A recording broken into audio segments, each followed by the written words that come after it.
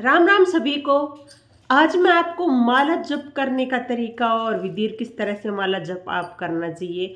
कलयुग नाम आधारा, यानी कलयुग के अंदर है नाम है वो ही आधार है। अगर आप नाम जप करते हैं तब भी आपको कलयुग में मोक्ष की प्राप्ति होती है। ये शास्त्रों में लिखा हुआ है। यहाँ पर यज्ञ हवन तप कुछ भी करने की जरूरत नहीं है। कलयुग में सिर्फ आप नाम जप कर सकते हैं। इस तरह से माला है, आपने देखी होगी सभी जो भी माला फेरते हैं वो इस तरह की माला को काम में लेते हैं। यहाँ आपको माला फेरने का तरीका बता रही हूँ। जैसे ये जो होता है भाग जिस पर इसको सुमेरु बोलते हैं। हमेशा जो माला फेरी जाती है वो इस उंगली को आपको अलग रखना होता है और इस तरह से आप इस माला को फेर सकते हैं। जैसे इसको ऐसे आगे की तरफ आप हरे राम हरे राम हरे राम हरे राम हरे राम इस तरह से भी फेर सकते हैं। अगर आप कोई अगर आप कोई मंत्र जप कर रहे हैं तो एक मन के पर एक मंत्र बोलकर फिर आप आगे जा सकते हैं। इसी तरह से जैसे इस तरह से आपको पूरी करनी है। और इस साइड में जब आप आते हो तो यहाँ से फिर सुमेरु ये आ जाता है। इसको नहीं गिना जाता है। सुमेरु से पहले जो ये है इसी को गिना जाता है। तो यहाँ तक आपको रुक जाना चाहिए। जैसे यहाँ पर तो रुक जाना चाहिए। उसके बाद में आपको जब आप दूसरी माला स्टार्ट करते हो तो आप इस तरह से इसको ऐसे लेकर इसी तरह से आपको यहाँ से शुरू करना है। आगे से शुरू नहीं करना है, पीछे से फिर इस तरह से आप माला को फोड़ कर आप इस तरह से माला दोबारा माला है वो शुरू कर सकते हैं।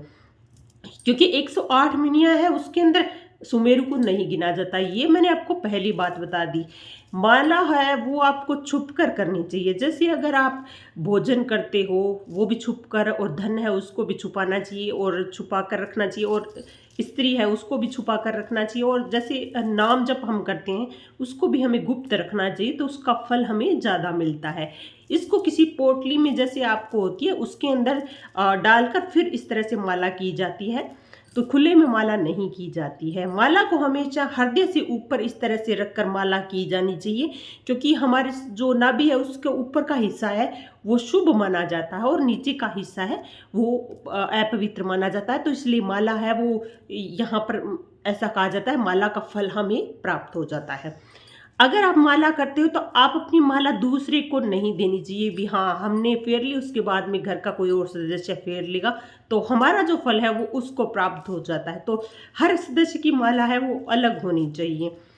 तो ये माला के कुछ नियम है जो हर को किसी को पता होना चाहिए। अगर आप गृहस्थ में हो तो हम जानते हैं कि गृहस्थ में हमें सबसे बड़ा नाम जप ही है। अगर आप नाम जप आप किसी भी समय कर सकते हो।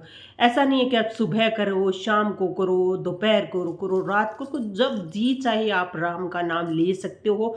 उसके लिए कोई विधि विधान नहीं होता है। गृहस्थ जीवन में राम का नाम ही सबसे बड़ा है। इसके लिए कोई भी किसी भी विधि की ज़रूरत नहीं है, वो आप नाम ले सकते हो। ये जो मैंने जानकारी आपको दी है ये बहुत ही आसान है। और जो लोग जानना चाहते हैं कि भी हाँ इस तरह से माला के कुछ नियम हैं मैंने आपको ये बता दी। इस तरह से आप माला जप कर सकते हैं और अपनी माला को जप करने का जो फ़ायदे हैं उसको प्राप्त कर सकते हैं। तो अगर आपको ये मेरी जानकारी वाली वीडियो अच्छी लगी हो तो शेयर कर दीजिएगा। चैनल पर नए हो तो सब्सक्राइब करना मत भूलिएगा। और इसी तरह से अच्छी अच्छी वीडियो देखने के लिए आप मुझसे जुड़े रहिएगा। राम राम सभी को।